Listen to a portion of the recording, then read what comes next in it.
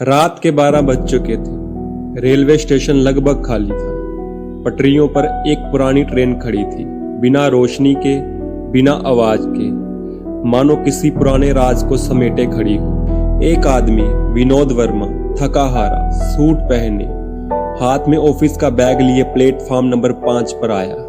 चेहरे पर जुर्रियां थी, पर नजरों में एक अजीब शून्य।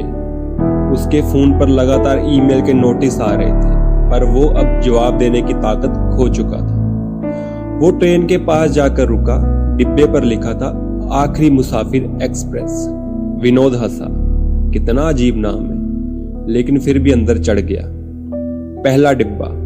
ट्रेन के अंदर सन्नाटा था। वो आगे बढ़ा तो देखा एक आदमी लैपटॉप खोले बैठा था, सिर झुका हुआ, आंखें लाल। विनोद ने पूछा, भाई साहब आप यहाँ अकेले? उसने बिना देखे कहा, हाँ अकेला हूँ, पर बिजी हूँ। क्लाइंट की मीटिंग है सुबह, नींद की फुर्सत नहीं। विनोद ने धीरे से कहा, जिंदगी निकल रही है और आप काम में डूबे हैं। वो आदमी बोला, जिंदगी किसे चाहिए सर, EMI भरनी है, बच्चों की फीस देनी है, बस यही जरूरत है। विनोद मुस्कुरा दिया, क्योंकि वो भी तो यही कर रहा था, हर दिन जीने की जगह बस निभा रहा था। थोड़ा और आगे बढ़ा तो एक औरत खिड़की के पास बैठी थी, हाथ में मोबाइल, पर आंखें भीगी हुई। विनोद ने पूछा, बहन जी सब ठीक है? वो बोली, ठीक हूँ, बस घर वाले समझते नहीं। क्या हुआ? वो बोली, शादी को 15 साल हो गए, हर दिन खाना, कपड़े, बच्चों की पढ़ाई, पर किसी ने आज तक नहीं पूछा कि मुझे क्या चाहिए। विनोद चुप रहा, क्योंकि उसे लगा शायद यही हाल है हर किसी का। हम सब किसी के लिए कुछ कर रहे हैं, पर खुद के लिए कुछ नहीं। अगले डिब्बे में एक अधेड़ उम्र का आदमी गिटार लिए बैठा था, पर तार टूटे हुए थे। विनोद ने कहा, बजाइए ना कुछ।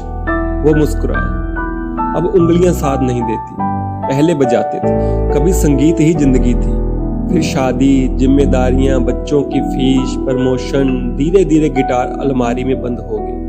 अब बस पुराने सुर याद हैं, आवाज नहीं। विनोद ने उस टूटे गिटार को देखा और उसे अपना अधूरा सपना याद आया, फोटोग्राफर बनने का सपना। पर उसने भी तो उसे ऑफिस की फाइलों के नीचे दफना दिया था।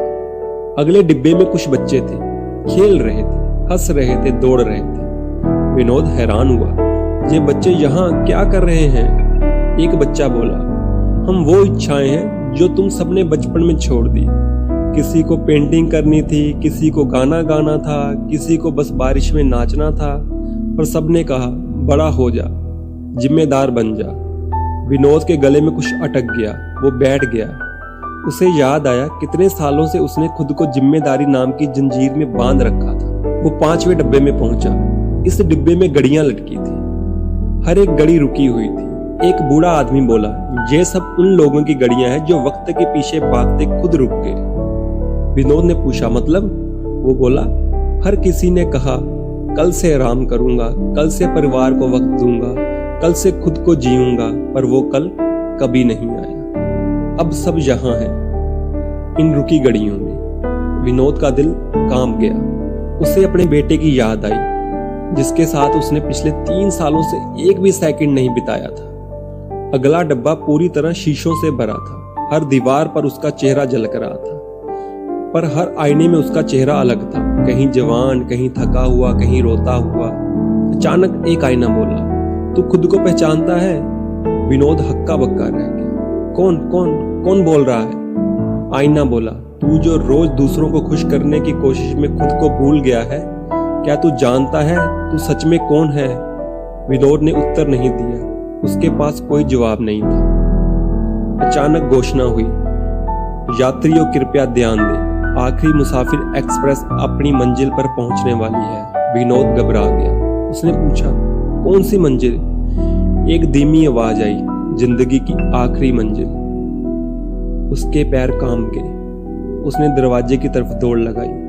आखिरी डिब्बे में बस एक सीट थी। वहां एक टिकट चेकर बैठा था, सफेद दाढ़ी, शांत चेहरा, आंखों में गहराई। विनोद ने पूछा, ये कैसी ट्रेन है?